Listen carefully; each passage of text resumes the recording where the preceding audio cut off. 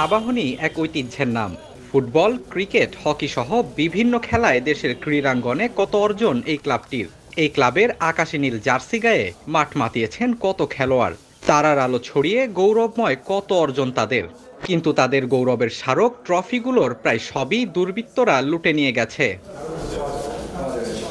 ধ্বংসযজ্ঞ চালানো ক্লাবটিতে পা রেখে হাহাকার করে ওঠেন সাবেক ও বর্তমান খেলোয়াড়েরা। এসেছিলেন সংগঠকেরাও, আবেগ ধরে রাখতে পারেননি অনেকেই। এটা আমরা চাই যে সবার জন্য উন্মুক্ত করে দেব, সবাই আসবে, এখানে প্রত্যেকে আসবে, মাঠ খোলা থাকবে। ক্ষণিকের উত্তেজনা প্রশমিত হওয়ার পর সংগঠকেরা বলেন, সবাই একাত্তা হয়েই এই দুঃসময় তারা কাটিয়ে উঠবেন। অপ্রীতিকর ঘটনা ঘটে এই ক্লাব থেকে শত শত ট্রফি কে বা কাহারা নিয়ে গিয়েছেন।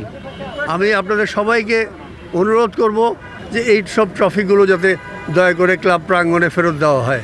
আমরা নেক্সট জেনারেশন যেই জিনিসটা আমরা দেখাতে পারবো যে আবাহনী ক্লাবের এই সময় এই অর্জনগুলি, সেটা যদি দেখাতে না পারি তাহলে আপনারাই দুঃখ পাবেন, কষ্ট পাবেন।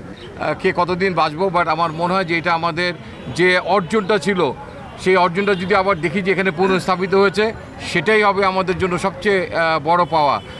দেশের অন্যতম শীর্ষ ক্লাবের এই ক্ষতি যেন দেশের ক্রীড়াঙ্গনেরই ক্ষতি। তবে সাবেক ফুটবলার মামুনুল ইসলাম মনে করেন, দ্রুতই আবারও স্বরূপে ফিরবে ঐতিহ্যবাহী ক্লাবটি। যদি আবাহনী ক্লাব নেক্সট কোনো খেলাতে অংশগ্রহণ না করে, আমাদের দেশের সবচেয়ে বড় ক্ষতিটা হবে ক্রীড়াঙ্গনে আমাদের প্লেয়ারদের। Sheikh Tanvir Hasan Arif, ATN news, Dhaka.